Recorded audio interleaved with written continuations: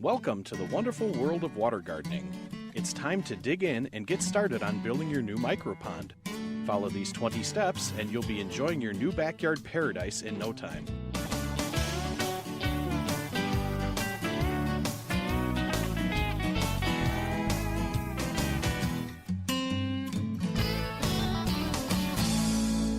Decide on a location for your pond. It should ideally be placed near the home or patio where you will get the most enjoyment out of its sights and sounds. Lay out a garden hose in a naturally curving shape to define the pond's edge.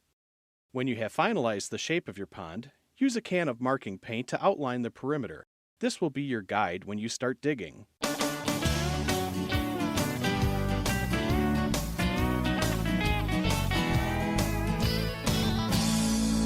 After marking out your pond, you should now choose the placement of your microfalls and microskim. The falls usually faces the main viewing area, either at the end of a stream or on the edge of the pond itself. The skimmer should be placed at the pond's edge opposite the waterfall to achieve maximum water circulation.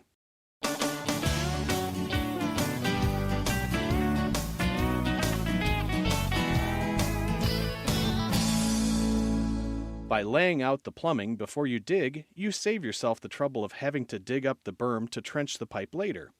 Simply bury it in the berm area with the excavated dirt from the pond and dig a trench for the remainder of the pipe run to the skimmer inlet.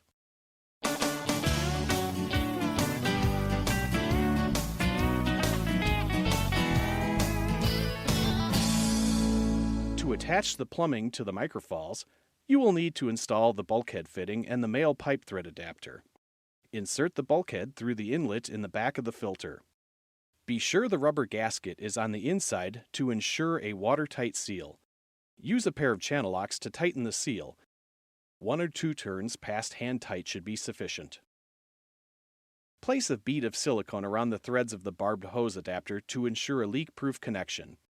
Thread the fitting into the bulkhead and give it a few turns to secure it. Again, be sure not to over-tighten. Set the microfalls and dig it in. The microfalls needs to be on level ground, so mark out the area where it will sit. Be sure to tamp the area thoroughly to avoid settling. The unit should be level side to side and pitched slightly forward from front to back. Before you connect the kink-free pipe to the barbed hose adapter, slide the provided clamp over the pipe. Firmly attach the pipe to the barbed fitting and secure the clamp around it.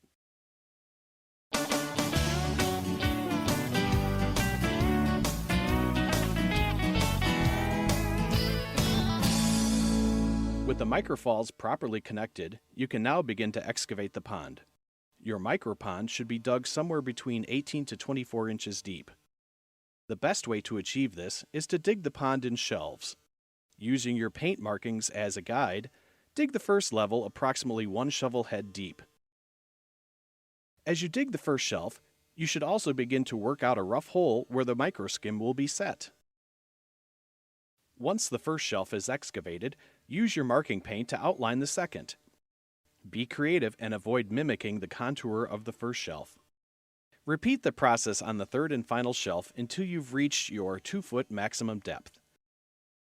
Now is the time to hook up the microskim. Place the unit in the rough hole you have prepared for it. Your skimmer should be level both front to back and side to side. It is important to determine the water level of your pond before completing the installation of your microskim mechanical filter. Use a laser level, transit, or a simple string level to assist you with this important step. Your water level should be set so that it comes to about 3/4 of an inch below the top of the faceplate opening.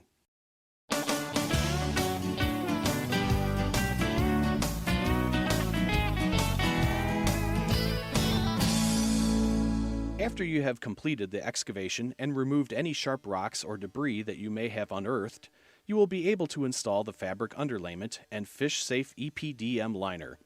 First, unfold the underlayment and lay it out over your pond. Starting in the lowest tier, remove the slack from the fabric by conforming it to the shape of the shelves. Repeat this process with the EPDM liner. Make certain there is enough extra liner around the edges of the pond to avoid low edges.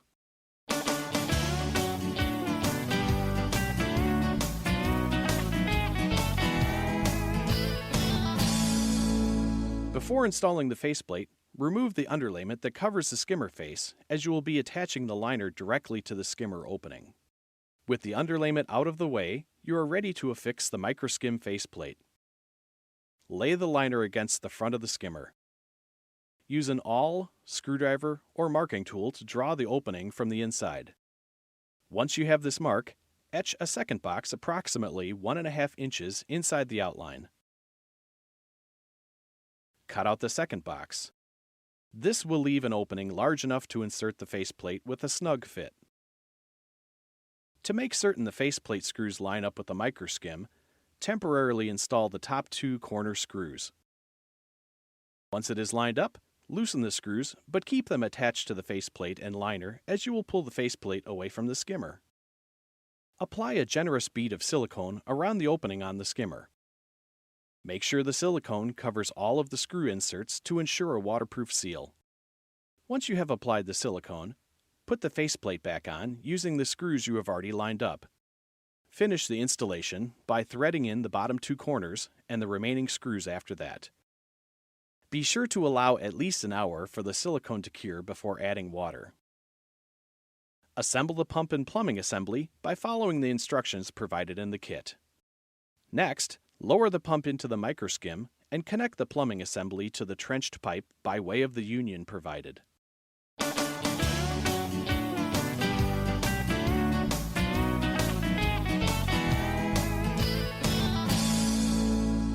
It is both functional and aesthetically pleasing to cover your liner with rocks and gravel. Rocks and gravel protect the liner from ultraviolet rays and provide surface area for beneficial bacteria to colonize.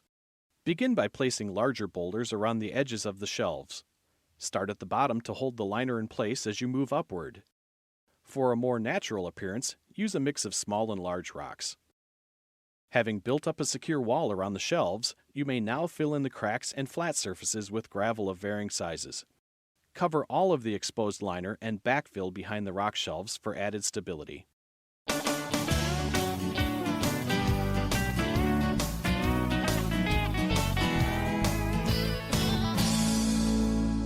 If you will be including the optional underwater lights in your pond, it is easiest to position them now so that they can be hidden amongst the rocks. Face them away from the viewing area for the most dramatic lighting effects. Wrapping excess cord around the fixture will allow you to bring the lights above water level if maintenance is required.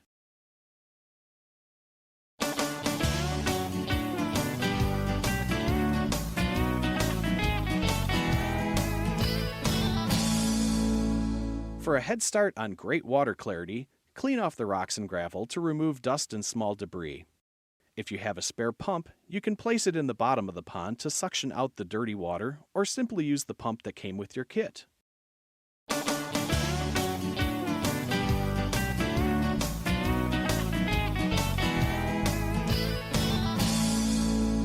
You are now ready to add water to your pond. As your new water garden fills for the first time, take the opportunity for a well-deserved break.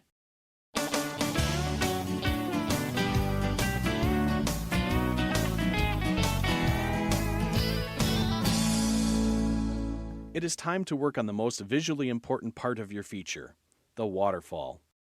The waterfall will start at the microfall's biological filter and can either meander through a stream or fall directly into the pond. Note that a streamliner is not included in the micropond kit. If you are adding a stream, it should be about 6 inches deep and between 2 and 4 feet wide. The wider the stream, the more gentle the water flow will be. After excavating the stream, install the 10-foot wide streamliner. In order to overlap the liners, the project must have a minimum 3-inch grade change between the stream and pond water levels. Seaming is rarely necessary. The liner should overlap the main pond liner by at least 1 foot. Before assembling the snout of the microfalls, clean the face of the unit and the liner with a damp cloth. Attaching the snout is much like installing the microskim faceplate. Lay the liner over the U-shaped opening of the falls. Be sure to leave enough slack at the base of the falls for the placement of the large waterfall boulders. With an awl, pierce the liner through the top 2 holes of the snout.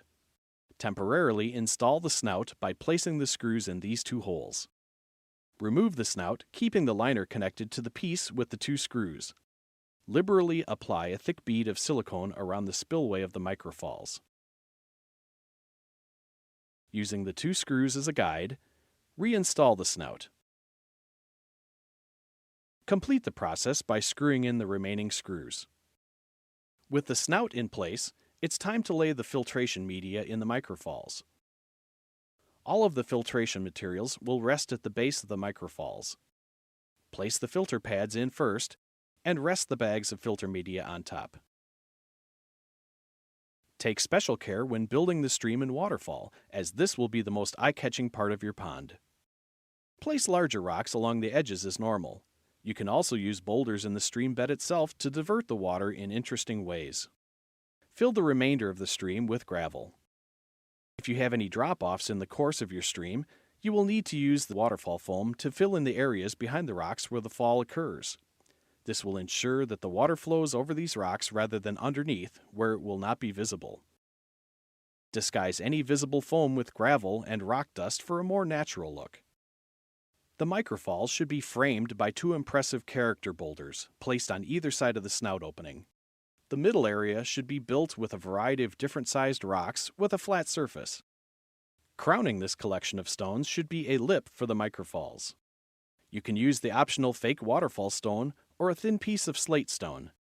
Make sure the lip fits securely and will be level from side to side so the water will flow evenly over its surface. Adjust any surrounding rocks as necessary. As with any stream drop-offs, use the black waterfall foam behind these stones so that you will be able to see the rushing water.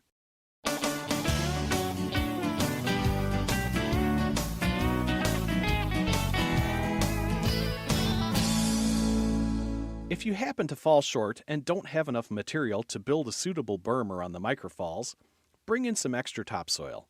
Fresh soil also provides a nutrient-rich base for landscaping. A nice flowing berm gives the impression that your waterfall was there all along.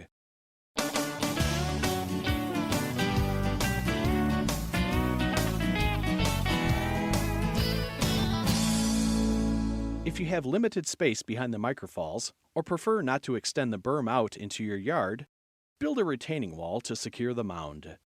This will also help slow the process of erosion.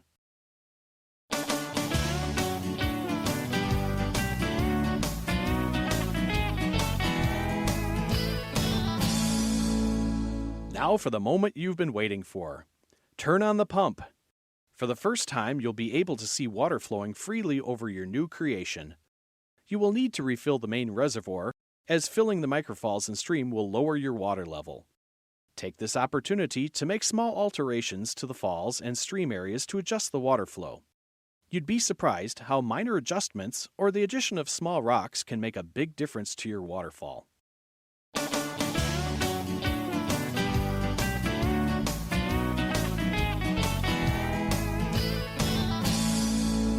When you have re-established the correct water level, trim the extra liner from the edges of the pond.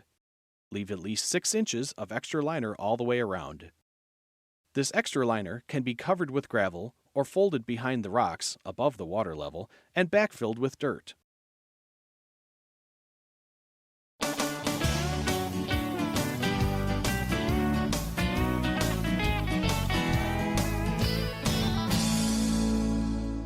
To beautify the exterior of your pond, cover the berm and edges of the pond with a natural mulch. You may also wish to incorporate landscaping at this point.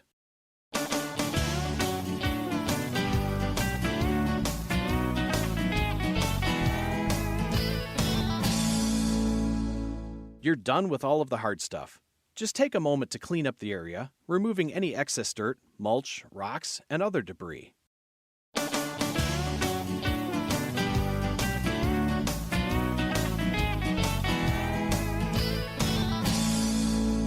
Included in your micropond kit is a manual on the upkeep and maintenance of your new ecosystem. The first thing you'll want to do is add the recommended dose of beneficial bacteria to start your system on the right foot.